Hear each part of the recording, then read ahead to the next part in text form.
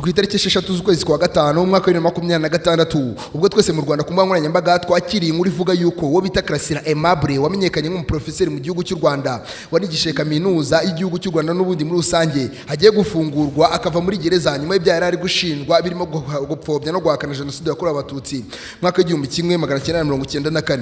Nyuma y'amasaha make cyane twese tumaze kumva inkuru yo bita Karasira Aimable haikagiye kuba yakurwa muri gereza nyuma y'ibyaha byiwe yari yarashinjwaga nyuma y'ikijyano yari yarahawe kirangiye. Twakiriye inkuru indi nanone itari nziza habe na gato yuko amaze kuba yakitaba Imana mu buryo butunguranye ndetse mu buryo butoroshye habe na gato, ndetse bikaba biri kuvugwa yuko yanyweye ibinini byinshi yarasanzwe anywa byo mu mutwe bikarangira bimuhitanye. Hari atari kubyumva kimwe n'abayobozi b'igororero rya Nyarugenge bagatangaza neza yuko yahitanywe, ubwo ndavuga ibigarasha cyangwa se abarwanya ubutegetsi bw'igihugu cy'u Rwanda bakaba bari kuvuga yuko uyu mugabo bamuhitanye. Hari amakuru avuga ko umugore w'uyu mugabo yaje kuba yagenda atangaza byinshi cyane byatandukanye ku rupfu rw'uyu mugabo nyuma y'amagambo akomeye cyane yareretse kumubwira ubwo yari yaramusuye ku igororero rya Nyarugenge n'ubundi aho yarafungiye mageragere.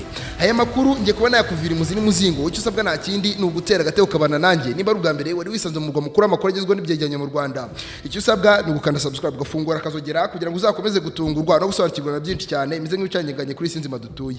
Ngende Mr Irene muhaye ikaze.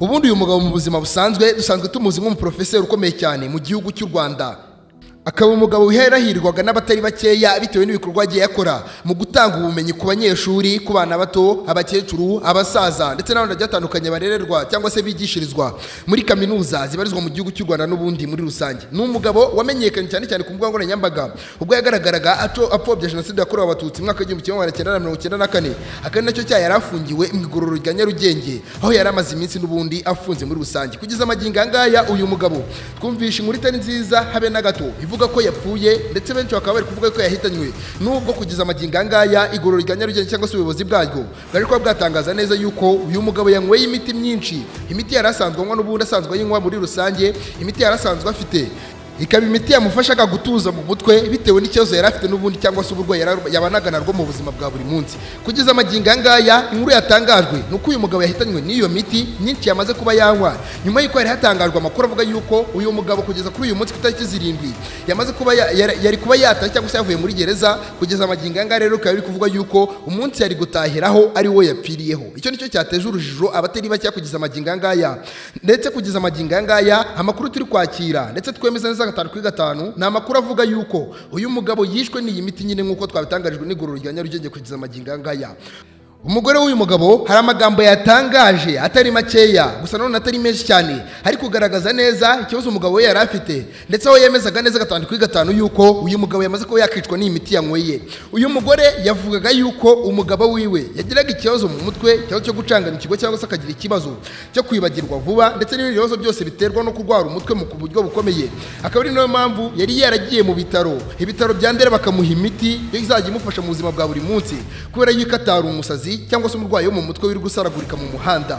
Yari umuntu muzima unywa iyo miti ikamuturisha mu buzima busanzwe. Iyo miti isanzwe iriho mwese murayizi, gusa iyi miti niyo yari asanzwe anywa mu buzima bwe bwa buri munsi. Uyu mugore wiwe yatangaje amakuru menshi cyane atandukanye avuga yuko uyu mugabo yari asanganywe iyi miti na mbere yuko ajya mu igororero rya Nyarugenge mageragere, ndetse n'abana biwe bakagaragaza neza yuko uyu mugabo ari iyi miti yari asanzwe anywa mu buzima bwe bwa buri munsi kugira ngo atuze mu mutwe atagira ikibazo.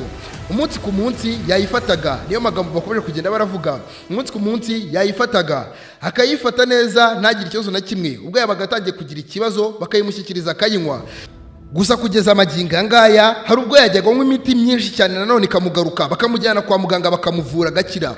Gusa kuri iyi ngingo yo cyangwa se kuri uyu munsi yanyweye imiti myinshi cyane irenze uko twabikekaga, ubwo yirukangarwa n'abayobozi bakuru birigororero rya Nyarugenge cyangwa se rya Mageragere akajyanwa kwa muganga, akigerayo agahita ahitanwa nabyo. Yapfiriye muri ibyo bitaro ubwo yari akigereho n'ubundi umwuka uhita uhera burundu. Uyu mugabo yapfuye burundu, ndagira ngo mubyemere neza yuko yapfuye abatari babitekereza gatanu kuri gatanu. kuko kugeza izi saha hari abatarabyumvisha yuko uyu mugabo yamaze kuba yapfa n'ubundi muri rusange, cyane nk'abanyeshuri yigishije, abo babanye, abana biwe, umugore wiwe nubwo aribo bari gutangaza yuko yishwe n'iyi miti n'ubundi muri rusange. Reka ngushimire cyane natwaye amakuru yacu batangiye kugeza rangiye, kandi reke nkwibutse niba rwa mbere usanze mu Rwanda mukuru amakuru agizwe n'ibyegeranyo mu Rwanda, tusabwa ntukanda subscribe gafungura kazogera kugira ngo uzakomeze gutungurwa no gusobanukirwa na byinshi cyane bimeze nk'ibicanganye kuri isi nzima dutuye.